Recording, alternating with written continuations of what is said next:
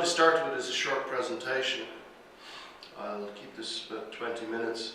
And it's a talk that I gave to students in my own university, to PhD students. We run a research day event, which has become quite popular and very successful over the last 7 or 8 years. We now partner with another university, and we've even invited our Faculty of Science to participate in our research day.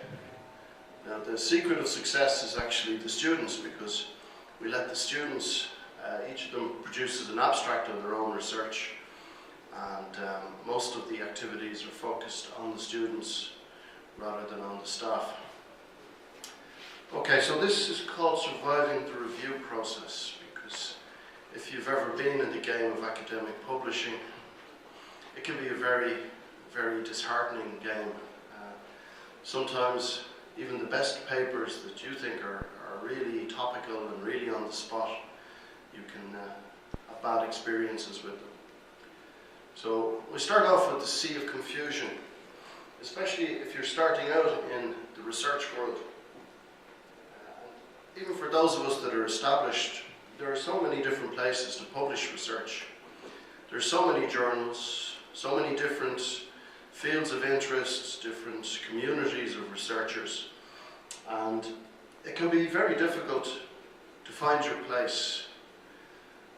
Many of us start out in one area, and after a while we find that research for that particular field of activity dries up, and we have to switch around, maybe change what we're doing midstream. And I know this very well because I started doing my PhD in dielectric theory. Now, you might wonder what I'm doing here in consumer electronics. Well, after I escaped from my supervisor, and I cannot complain because we wrote some very, very major papers when I was with him, I decided I never wanted to see another dielectric theory equation in the rest of my life. So I decided to do something engineering oriented, and I got involved in building CE-bus power line systems in the early 1990s. So what a guy in Ireland was doing that in 1993-94 was a good question. That's partly as well how I discovered this society and the transactions in consumer electronics. So as we all know, there are different types of journals and transactions. I also think as well it's probably even more confusing if you're an engineer, because a lot of engineering journals are actually quite low impact, and this is something that's often frowned on by agencies that give out grants, which are very much dominated by the thinking that science is where it's at. Now, really for anyone starting out, you've got to kind of balance and judge the places you're going to try and submit your publications.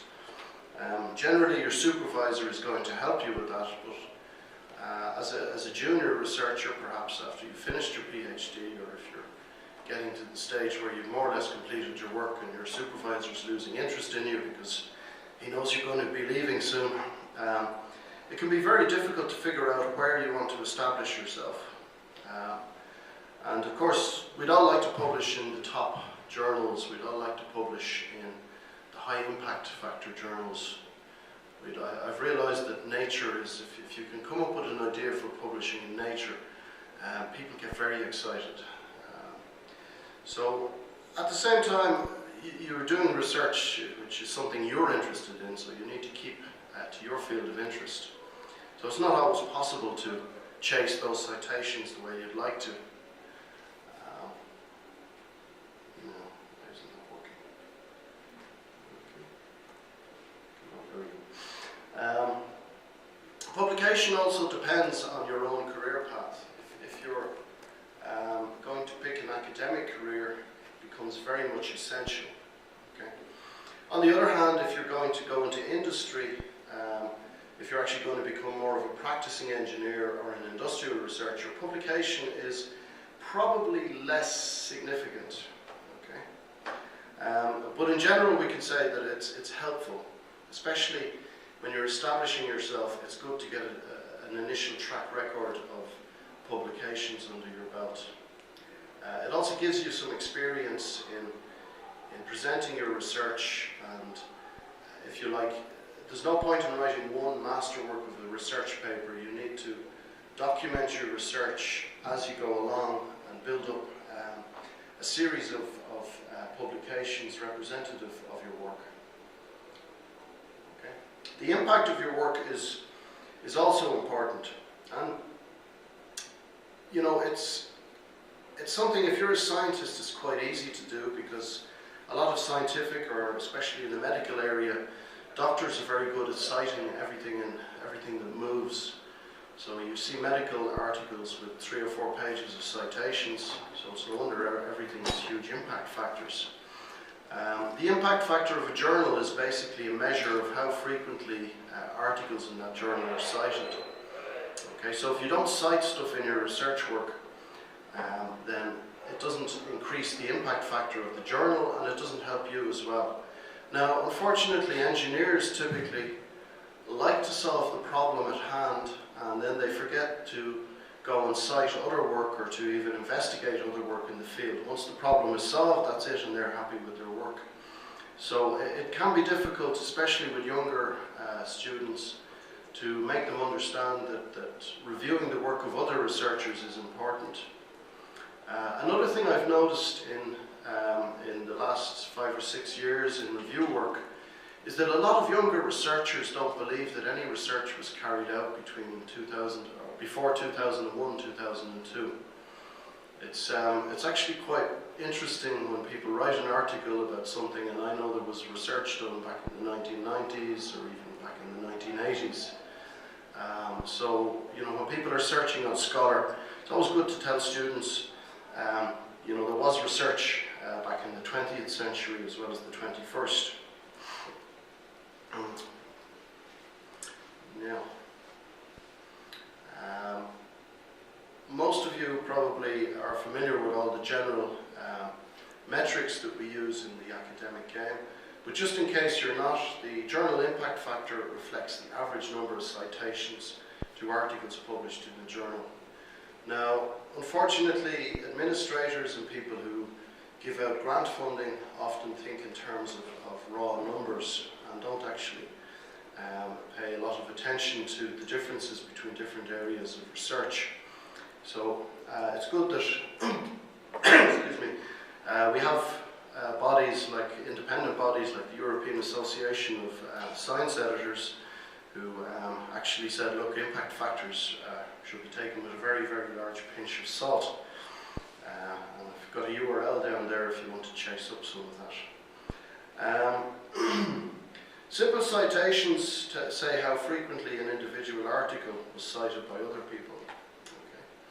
Okay. Journals, we look at the average citation count for the entire journal, for all the articles. Now, of course, it's very easy to think that once you publish in Nature, you're going to have a highly cited article. But the truth is that in every journal, a large proportion of the articles get very little citation or never get cited at all. And it's usually a 10%, 90% situation, where 10% or even less of the articles will get 90% of the citations.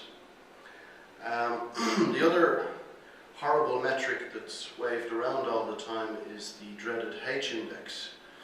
The H-index, of course, is great if you're an old fogey like me, and we'll just come back to it in a second.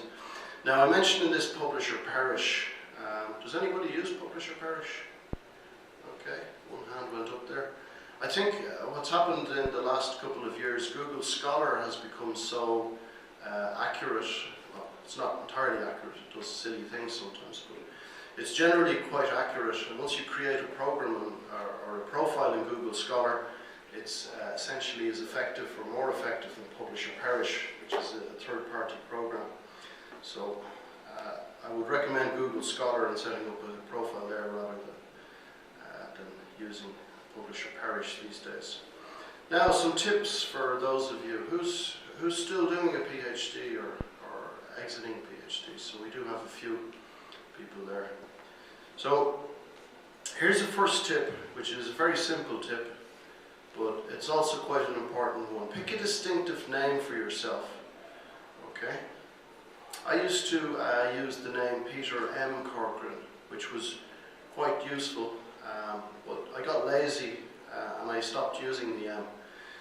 And then I realised that there are lots of other Peter Corcorans out there. Here's an amusing story. I got asked to review a paper once on electronic nose technology. I didn't really know too much about electronic nose technology, but I agreed to review it, so I had to go off and read a bit about how electronic noses work and look at some of the past literature. But I asked the reviewer or the authors to make some corrections and changes, and they hadn't really documented certain parts of the research very well. So they complied with my requests, and eventually the paper got published.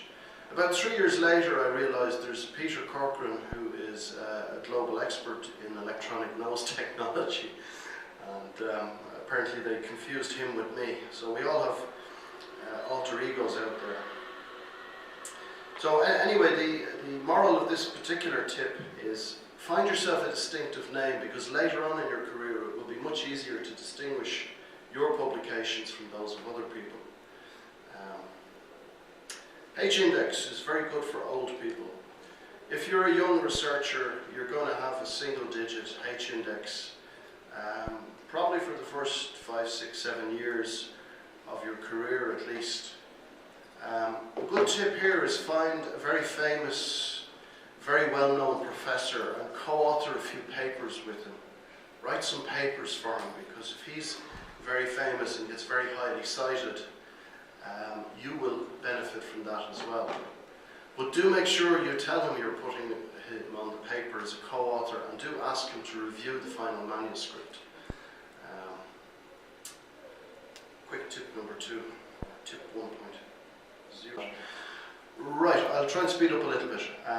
Now, when you go to a magazine or a journal, right, let's say you've got to the point you've selected some magazines or journals you're going to submit material to.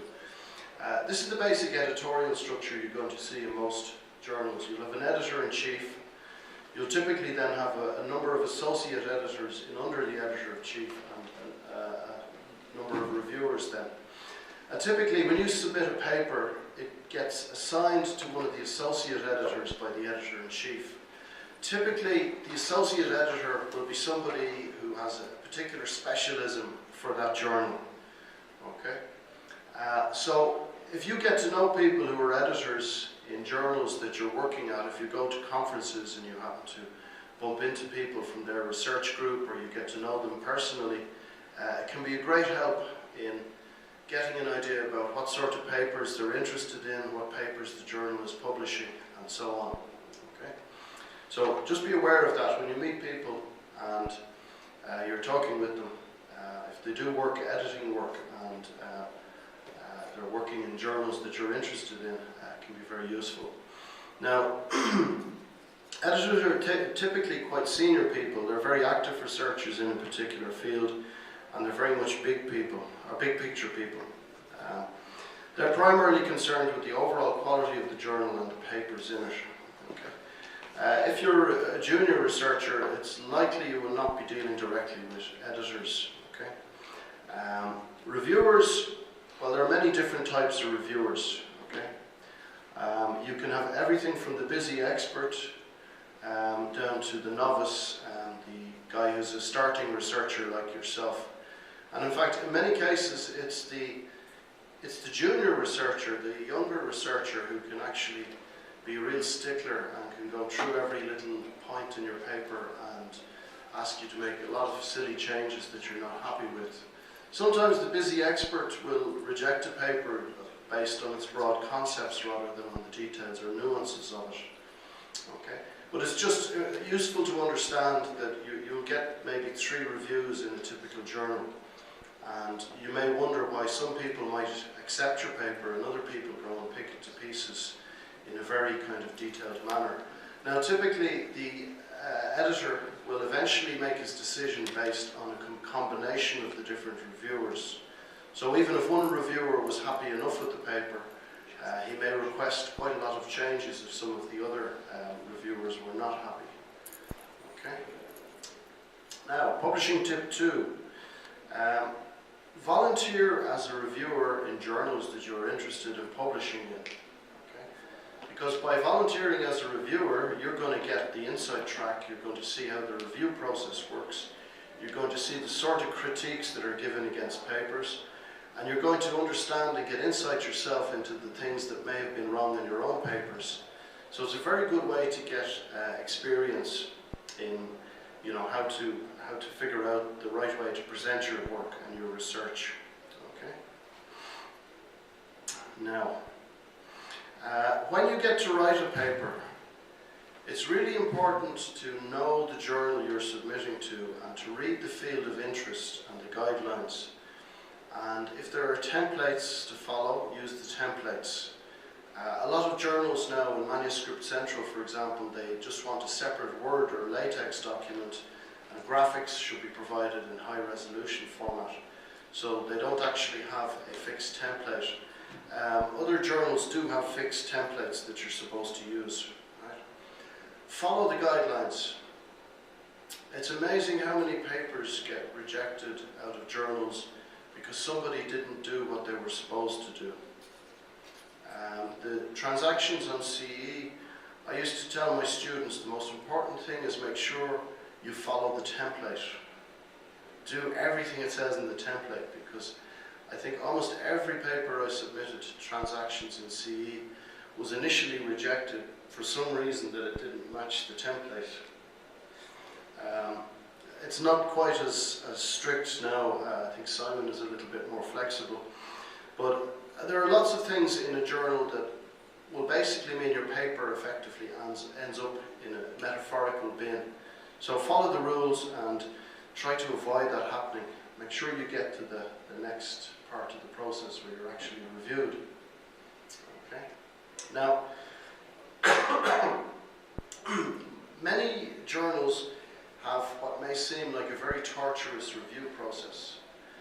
In particular, very high impact journals, invariably every manuscript goes back for at least one level of revision, and often manuscripts go back for 2 or even 3 revisions. And you can find that in many journals. It will tell you when the manuscript was originally submitted, and it will tell you when it was finally published or accepted for publication, and there's often an 18-month gap in many journals on that. Even in some of the faster journals, it will take typically 6 to 9 months to get your paper through the review process. The transactions in consumer electronics is actually very fast compared with most other journals. Now, remember to be polite to people as well. Okay? Everybody working in a journal is essentially a volunteer. Okay? And also, there tends to be one slow reviewer in the process. I'm sorry, but that's the way it works. I do a lot of associate editor work as well as my editor work in the magazine. And there's always one of the reviewers who, for some reason, just goes overdue by 1, 2, 3, 4 weeks. And then, of course, it slows everything else down.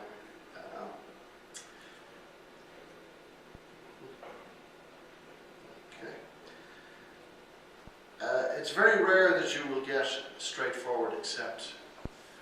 I'm trying to think, have I seen any paper that I've been involved in reviewing in the last couple of years that was a straight accept? I believe the answer would be no. Almost every paper has at least some minor revisions will be requested. Okay, if there are 3 reviewers, you can be guaranteed at least one of them will have some problem with the paper. But what can be very interesting sometimes is when you get 3 reviewers who give you very detailed guidelines and they actually request completely different changes to the manuscript. Now that's when the editor's job comes in and he has to broker some sort of middle road between the different reviewers. Okay. Generally you won't see that. That will be something that has to be sorted out before you're asked to make changes to a manuscript. Now, don't wait to see if your first paper is accepted. Throw it into the review process and start writing the next paper. Okay? Because as I say, it could take 18 months for that first paper to finally end up in print. So you might as well start working on the follow-up work. You know, it can be very confusing. Sometimes you can have a sequence of research papers and one of them gets rejected for some reason, and some of the later paper might rely on that paper. So it can be tough. Okay? But one thing I would say is, in general, if you persevere in the review process, if you don't give up, and sometimes that first review can be very disheartening. If you keep going and you follow what the reviewers say, generally you'll get there. Okay. Now, who has never had a paper that they submitted? Who's never got back a peer review from the journal? No, everybody's got back a peer review. Okay, one or two of you haven't. So, you know, you've got to take it with a pinch of salt. Okay. Most reviewers are actually trying to improve your manuscript and trying to help it get to a level where it will be acceptable for publication. Okay? So it's important to read carefully through what the reviewers are saying and try and understand if there are hidden messages there. Okay?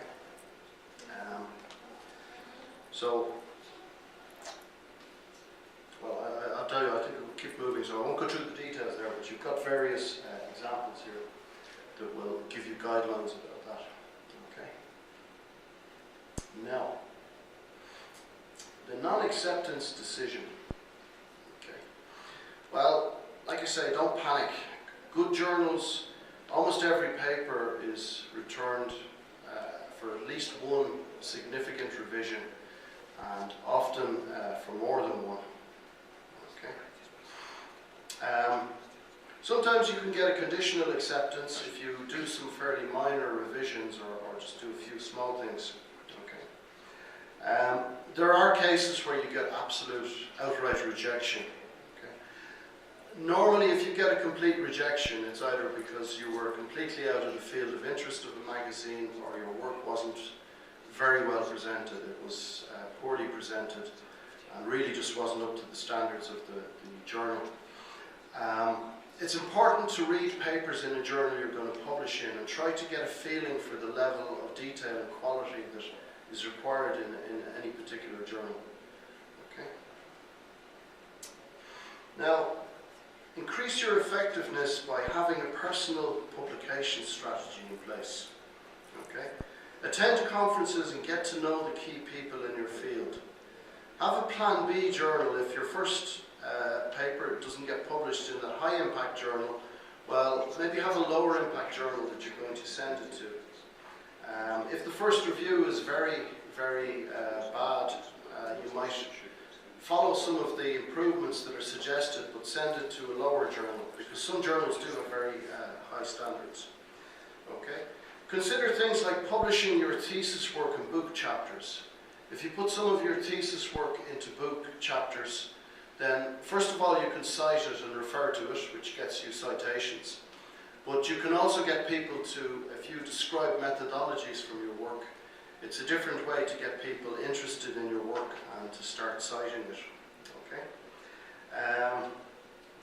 Write up some of the long, detailed implementation for some of the lower quality journals, some of the material that you wouldn't normally think of publishing because it's too long or too, but some journals will accept longer papers.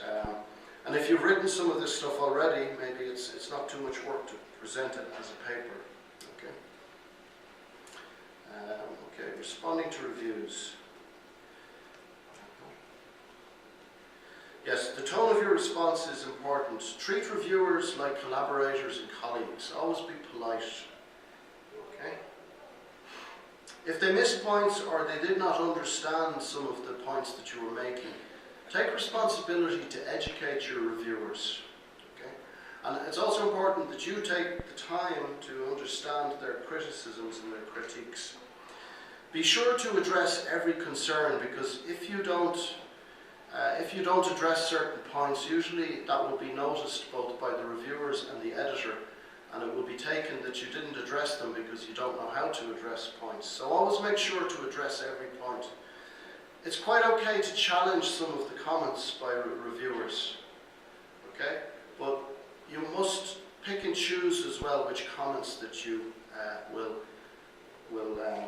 take them on at, because you can't just critique everything and say the reviewer is wrong. You have to pick the ones you want, okay? And most importantly, be persistent. As I've said before, it's a disheartening business, but tenacity, keeping going, review the paper and the comments that you get and rewrite it and return again. And if you keep doing that, most papers, unless they're rejected outright, will eventually get published. We will skip on. There's a few other items there that are covered, but I would like to move on to the second part of our workshop today, which is when you actually get to ask questions of people. So just a few final hints and tips there which summarize what I've said already, and I think I'll conclude this presentation. This is really to get us started. So if I could ask the people who've agreed to sit on the panel maybe to come up here, okay, and we'll move on to the second part of today's, because I want you guys to ask us some questions and I want you to think a little bit as well. So if you've downloaded the presentations that I put up,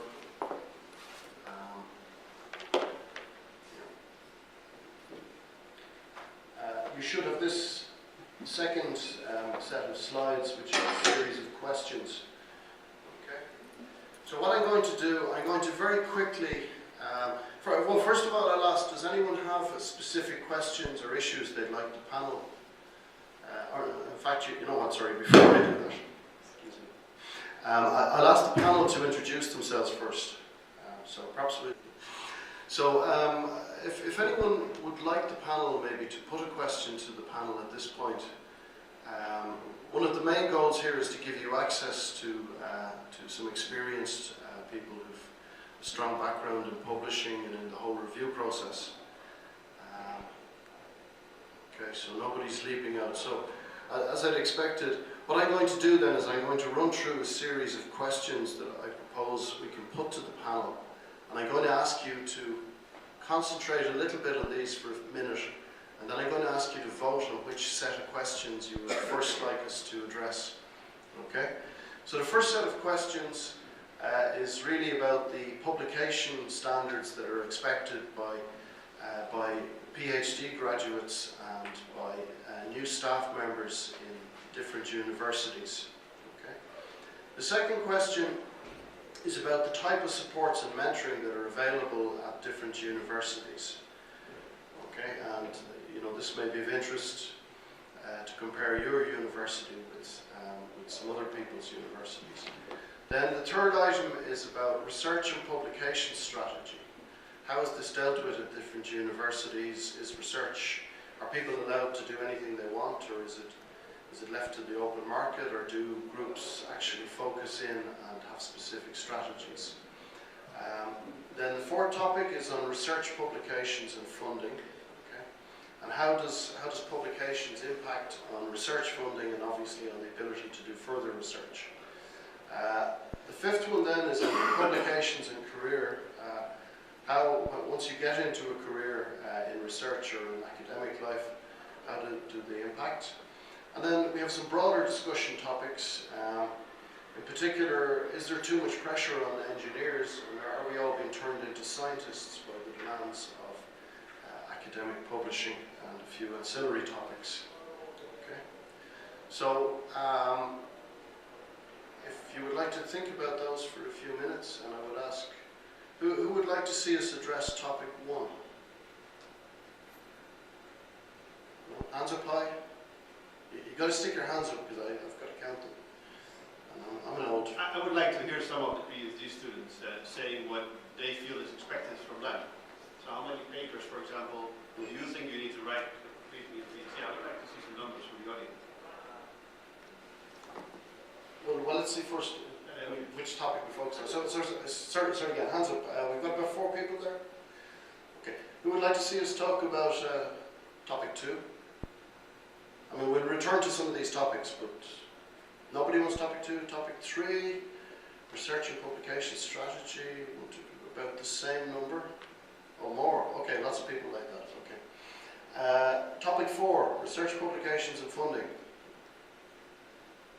A few. Okay. Topic 3 is ahead at the moment. Topic 5, publications and career.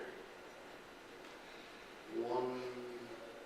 Okay, that's a biggie too. That's a lot of people. So 3 and 5 are ahead. Number 6. Okay, so between 3 and 5, who would like to see topic 5 again? Let me get an exact count. 1, 2, 3.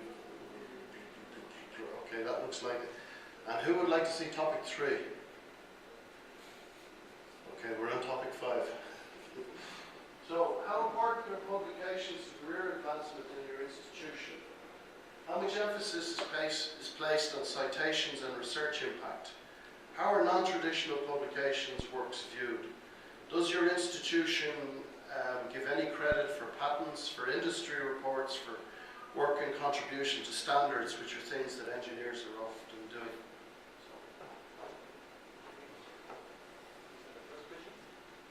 Well, the general topic, your thoughts? Okay. I just stand on Taiwan point of view. We are very clear with the publication. For example, if the PhD want to enter my university, he or she should have at least 7 papers in the past 3 years, published in the high impact factor journal, and as a first author and all correspondent author. This is to work as a lecturer. Yeah, and the assistant professor. Yeah. So in Taiwan, almost all the PhD students try to learn how to generate the journal paper. So, for example, when I was the department chair in the past 3 years, when I opened one faculty position, maybe 40 PhD want to apply to our university. And in fact, in my department point of view, I want to recruit more PhD from different countries. But after review, most of the candidates cannot compare with the PhD generally from Taiwan. Okay. Because in Europe or United States, they want to just publish very few important papers, they think. But the number of papers cannot compare with the Taiwan student. Okay. Yeah, most of the students can generate at least 2 to 5 journal papers during a PhD student. Sure. And what about the non-standard types of publications? Standard work patents, release? No. Not considered important. Not so important in Taiwan. Okay. Well, this is in terms of professors or in terms of students? You know, how important are publications? Well, thinking more about, well, I suppose, yeah, I mean, thinking about lecturers or, junior staff, really, junior researchers. Well, the entire tenure promotion process in the U.S. depends very much on publication. And not only number of publication, but also the quality of this publication. So the whole promotion infrastructure in the U.S. is very much dependent on publications. But of course, that you mentioned this also, that in industry it may not be as important as it is if you are interested in an academic career, then it's extremely important. So it's quite important. It's because the entire, as I said, the entire tenure promotion structure is based on publication. How much emphasis is placed on citations? Again, that's evaluated together with number of publications. That's one of the criteria that is used basically for promotion tenure decision. So many of these things apply again to academia. Again, it may not really be applicable if you are interested in jobs and industry. Patents are more important. Again, it's a kind of publication, but it's a different type of publication. Again, as mentioned, patents, industry reports, contributions. So it really depends on what kind of career you are after. If you are after academic type of career, publication is extremely important. If you are more, interested in industry type of career, it's not as important. I mean, journal, conference papers, patents are, have more importance there. And 7 journal papers, would that be considered for an entry level lecturer position or a professor position? It varies really. There is no set number, but I've seen that during the last 25 years, the number. Yeah, everything gone up. is. So, but it's really sometimes we hire people with 10 publications. Sometimes we hire people with 5 publications. So it really depends. Individual cases. Individual cases, different areas. Yes? Comment a bit on the difference of importance between the journal papers and conference papers?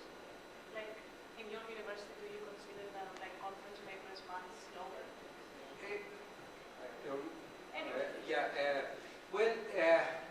In general, journal papers are valued more than conference, but there is a big one. Depends on area. There are some areas that conferences are the acceptance rate is quite low, and conferences are regarded highly. In the computer, engineering area, computer, that I can cite a few conferences like that. So again, it's very, if you want to, there is no, in general, yes, journal papers are valued more, but depending on discipline, sometimes conference papers are also valued quite a bit. Perhaps we'll have a European perspective from Johan. Well, it's not very different. So more or less the same things coming here. For the last question, you can look at the citations as sort of a quality indicator also. So if the Corcoran paper is highly cited, it's apparently at least a valuable paper. It's a good paper probably. And well, in terms of say a tenure track or starting a tenure track, when we look at promotion schemes, it's like 10 publications in the last 5 years. So that is more or less the step that brings you to the next level, except and then disregarding things like funding, acquisition of funding and other things. Regarding the other things, the patents and stuff, I think patents are not looked at, although they are officially recorded, but I think they do not play a big role in this type of career advancement. But what is perhaps special is our university ranks #1 in publication together with industry. So that is, well, it's increasingly valued that your work has an impact, and that it shows because you work together with industrial laboratories and show that you work with engineers that are working on the realizations of things. But it is not. That's not the same thing. Is not true for all universities in the Netherlands. So it's mere a local thing that plays a role. Okay, anybody would like to ask another question on this topic from the panel? Okay, so let's try topic number 3. Research strategy, research and publication strategy. So maybe this time I'll start with you, Johan. Does your college department have explicit strategies with regard to publications? Do you, actively try and cluster research and, target particular journals, or are people left very free to do what they want themselves? What measures of support are available behind such strategies? Does your university invest financially to try and achieve, say, large grants? Does it fund discretionary conference travel to try and make the right contacts to get in European programs? Do you have mentoring arrangements and structures for junior staff? Yeah, so if I look at the department as a whole, so the Department of Computer Science, say, then there's no such strategy. There's only a wish to have this. So it's left to the smaller groups. Looking at my group, which consists of 2 chairs and roughly 45 people. Then the way we do that is say that we look at conferences that have significant impact. Our list of conferences, say with A+, or A star, A, B, and C conferences. And we walk with new students to the way they should approach that. For example, do some work first, look at a workshop that's nearby, a good conference, and this way get acquainted with the people and aim for a conference contribution next year. Okay. And 45, would that be 45 researchers? That would be a mix of staff and PhD students? Yeah, a mix of staff, PhD students, and postdocs. Okay. They all work on projects. Okay, so would these all be full-time researchers, or there are also academic staff that are There's teaching? also academic staff, there's part-time with industry. So that's quite a large cluster, actually, 45. Yes, but maybe self-propelled. Yeah, okay. Okay, so it's left to individuals really to drive their own research agenda within It's slightly larger classes, so typically groups of 5. Okay. And in terms of financial support, well, this is typically funding for traveling has to come from the required funding. Mm-hmm. And that means that it's in your own hands. That's a plus and a minus. There's no particularly, say, some stimulus coming from the department borders. Or the university itself. Okay. And how do things look in Texas? Well, the expectation is to publish high-quality papers. The quality aspect is left up to the professors. Basically, professors that they are the ones, they operate quite independently. So it's not up, they are going to define where they submit their papers, what journals, in terms of financial supports. They have to come up with their own financial supports to go to conferences. So it's sort of professors operate quite independently, and department just has this expectation. There is no definition which journals, how many papers.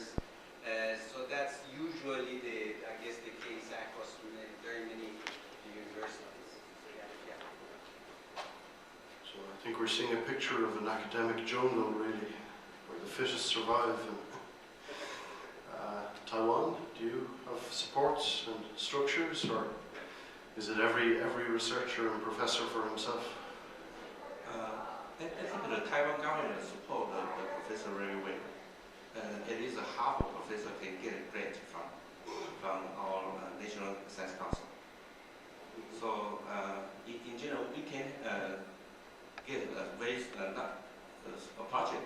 Maybe the budget not so big, but it's good enough to support a student to get some money to do some research.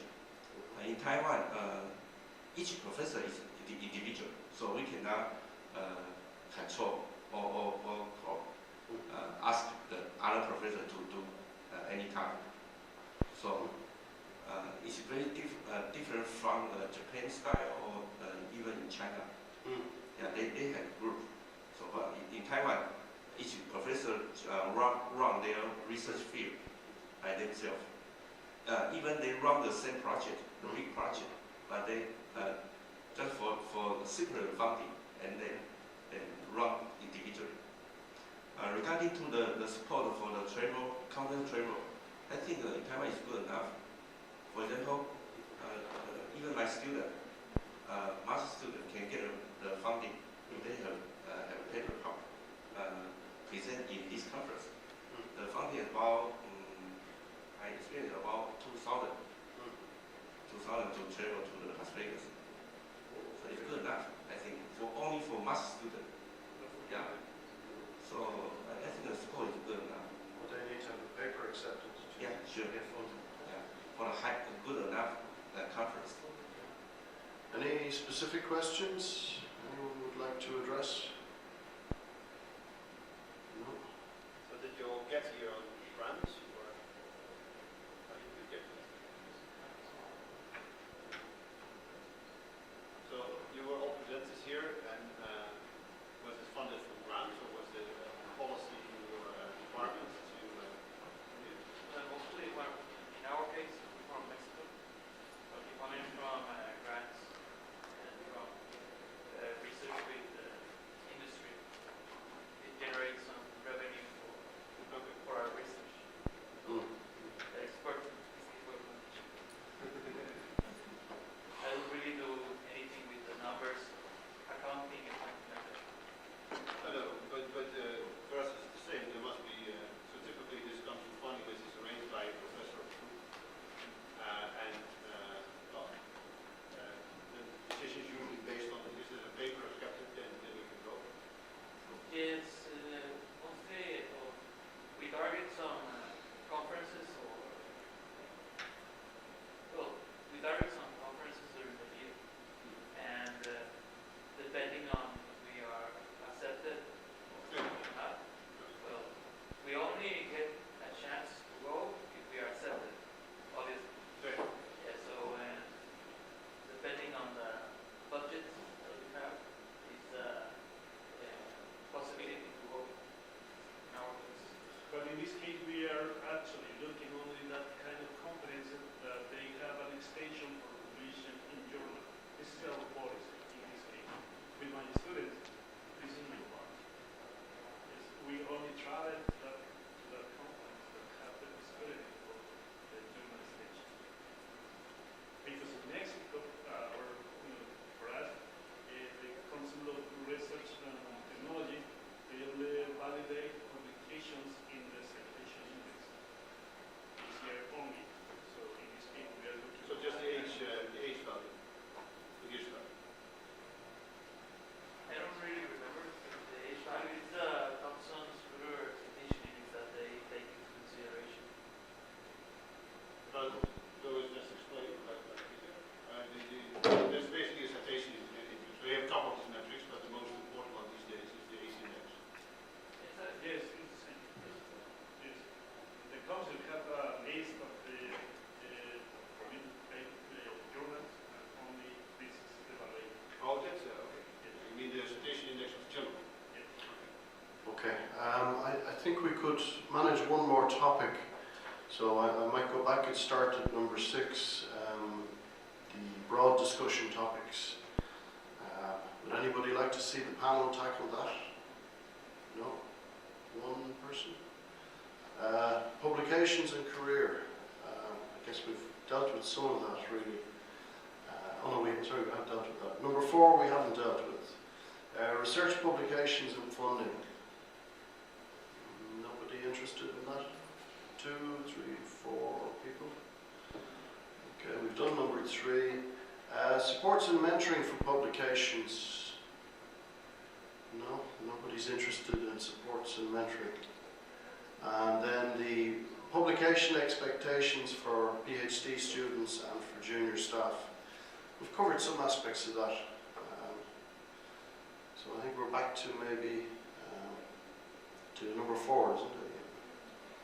Okay, so how important in your country are publications to establish and maintain research funding? Is working with industry, now we haven't covered this really, where publication may be difficult or may be delayed, is that encouraged by your institution? And what is the attitude of your institution to patents and intellectual property? Perhaps we start in Texas. Well, definitely publication is important for getting research funding. If you apply for NSF, NIH funding, they want to see a track record. If there is no track record, you would have a hard time selling your idea to the, to the review panel. So it's definitely important to build a track record in order to go after research funding. I guess that's, reviewers, those who sit on a review panel, they look at previous work that has been done. So it's very important. It's working with industry. As far as our institution is concerned, as long as the work is quality, doesn't really matter whether it's done through NSF, NIH, government funding, whether it's done through industry, it doesn't matter. As long as, again, impact, we talked about this impact factor. Impact factor is only one indication of quality. IEEE Board of Governors, they issued this statement indicating that impact factor is only one indicator. There are many other indicators. If you come up with, say, your software, get licensed, by, some company licenses your software, that's considered a high impact. It doesn't have to be your publication to be cited. So there are many ways impact can be measured. Of course, one way is publishing in a high impact factor journal. And high impact is related very much to how big that community is. So there are many problems with using a lot of these numeric measures. But in general, as long as the work is high quality and there are different ways to measure quality, in our institution, it doesn't really matter whether the work is done with industry or is funded by government agencies. Attitude of your institution. Basically, the way, whatever we do in a state institution, I think it's the same in many universities in the US, is owned by the university. Whatever we do, IP belongs to the university. They file it, if you want, once the patent is filed, then if any revenue is generated, then the university gets 50% of the revenue, inventors, PIs get 50%. But whatever we do, the IP belongs to the university. So that's, I guess, the case in many state schools in the US. So is there any move towards startup companies and putting intellectual property into them rather than keeping it in the university? Yes, there are some incubators. I think a lot of universities have started those kind of programs. Yes. But the success rate, is really not that great. I think if you go to a Startups. Stanford or a lot of private university, you see the success rate to be very good. But when you look at state institutions, public university, success rate is really not as high as private institutions. They're only, getting around to the idea. Just curious to see. Taiwan and industry. Okay. I want to share the experience about the first question. After 2000, the Taiwan government very cared the paper publication specifically for the SCI journals. But recently, our government want to change the style because many companies complain the student have many paper published but cannot work for all help the company is that. So I can only say publication is very important right now, but might be changed in the coming years. As I say, we have a National Science Council to control the project, support the professors. If the National Science Council change the rule to raise a proposal for the professor, I can guess the professor still need to publish paper, but the number of publication is not so important in the future. So, which means we still need to publish, but not so care the number we only need to publish a few very important, very high impact factor, or impact factor, not the scope of the journal, but for some paper they can affect the industry.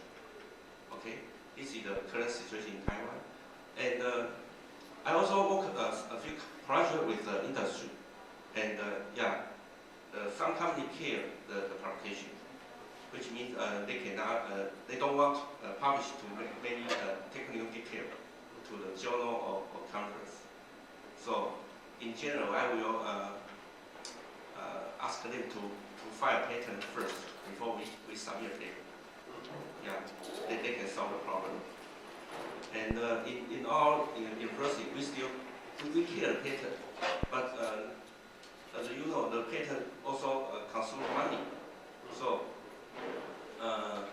our government say, and the universities, your patent should be useful for some company. This is called a valuation index for raise the proposal in the future. Thank you. Well, I'm not really a whole lot, I think. So our university is quite particular for working with industry. We have big industries with world class around us, which is, for example, ASML. Philips is there. We have for microscopes there. So we have a lot of collaborations with. This goes very natural. All the IP typically goes to the companies, not to the university. That's a bit different, perhaps, because it's done in contract collaboration with industry many of these projects, and as a result, so it almost happens partly with the industry. And there's a second reason for that, but also mentioned here. Having IP for university is quite expensive. So if you want to do IP within the university, then they rather have it go directly to the company, so that it's actually it's going to be useful. Also, it's going to be marketed. The range of different types of projects is ranged from very much industry defined until purely academic. And for the last ones, if you have to do the type of project, you will need a very good publication record. For the first ones, you need to have good collaboration with industry records, and also typically some more patent style things. Okay. So you have the whole range. It's interesting. So the Dutch are quite progressive in this regard. You know, I think myself that actually makes sense, because we might just take one last question. I'm just curious to ask the panel myself, because I often feel I'm pushed to become more of a scientist than an engineer, and to do work that isn't really what I want to do, but is more geared towards some of our grant agencies, which are very scientific in their orientation. So I just wonder if each of the panel, maybe start in Taiwan and work our way back. Do you ever feel that you're sometimes being forced to do a lot of maybe research that you'd rather be building than making things? Do you want to start? Yeah, go ahead. But life is full of constraints. So sometimes we have to sort of take into consideration, where research funding is available. Although we may not have 100% interest in that particular topic. So yes, to some extent with funding, that's a constraint, a big constraint that is taken into consideration by every faculty member. Of course, the degree varies. But that constraint is always there. We cannot be completely free unless it's, universities in the U.S., faculty members are only covered for 9 months. So we have to generate 3 months of our own salary. So we do not have the sort of that much freedom to do whatever we want. We have to go after the topics, areas that we can generate funding. So I guess the situation may be slightly different in Europe, because faculty members are covered 12 months. So there is more freedom to, in terms of directions of research.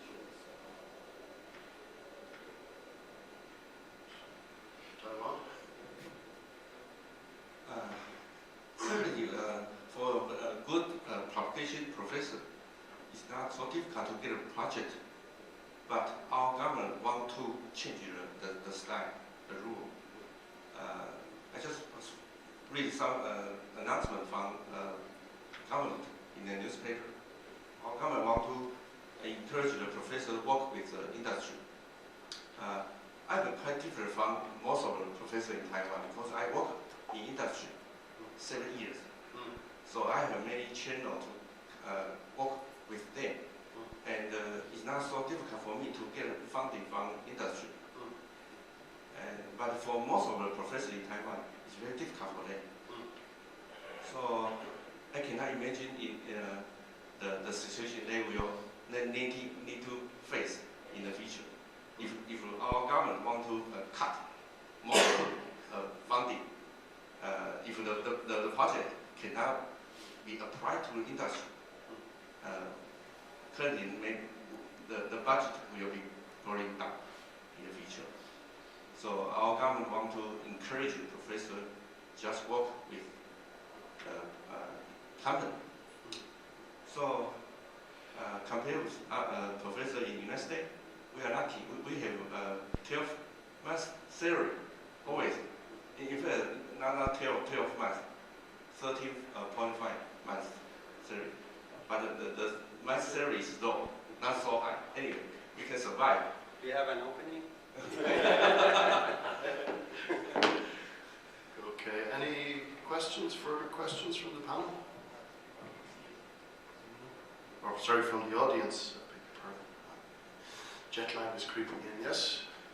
Do you encourage your students to work in groups together, or how is the support to be Do given? you encourage Students to work in groups. Subgroups some common topics together, or how do you?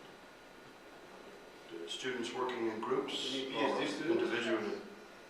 So if I look at the way it's organized in my group, then students work on projects, and projects are acquired by staff members. So the students within the projects, they automatically collaborate in position, and also make sure that they talk to each other. So we have weekly meetings in which they share and exchange things, but they do not naturally then work in a group because they have their different projects. But there is some way of working together. You see also that they can publish together. Well, in my research lab, I asked the students both work individually and collaborate. In other words, I expect to see publication with their names first, and I expect to see publications with other students. So because they need both types of experiences. So how to work with other people on a joint project, and at the same time, whether they can work independently. So that's the way I operate in my research.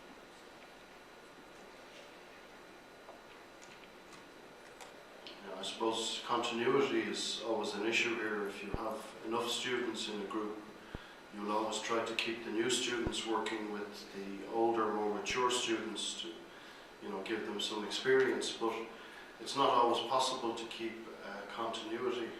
Sometimes, a project is ending and the people who've worked on it are leaving. So I think it can be very variable. Some students get a very good experience. Other students may be left very much on their own sometimes. That would be my experience. It's timing, and it's also the research fields you're working in. Whenever I hire a student, I sit down with them and say what my expectations are. Basically, for any PhD student, I tell them you have to have 2 journal paper accepted before you stand in front of your committee members and defend. Why? Because that means that the work has been evaluated by peers external to the committee. So maybe, and reputable journals, not just any journals. That's, I guess, the way I operate in my lab. So, and the students know what the expectations are, and so that's.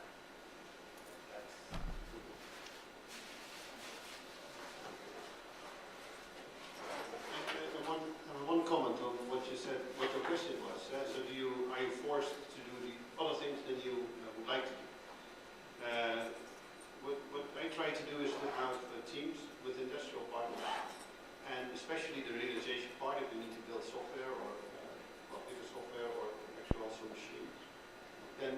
done there, and then the role of the university can be more to do scientific research rather than the realization. And of course, the question is whether you as a university wanted to do that. But this is the way I get over this hurdle.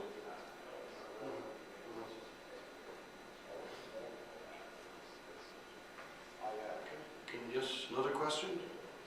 Is it common for your PhD students to collaborate with other universities or colleges and make joint publications? Or is that rather uncommon? To collaborate with other universities, other research groups, I guess? Asking me? In general? Well, so I try to send this PhD student a couple of months to other institutes. It depends a bit on how the project goes, whether they actually do that. I encourage it, but it doesn't happen automatically.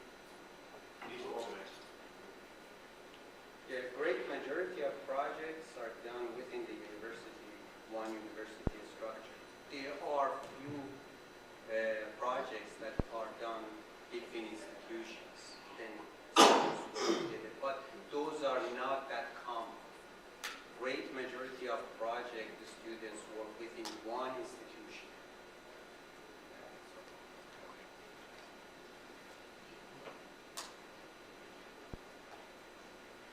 Okay. I think the gold event is starting in about 10 minutes. We could probably squeeze one more question. If you don't have one, I think I'd ask you to give a round of applause for our panel.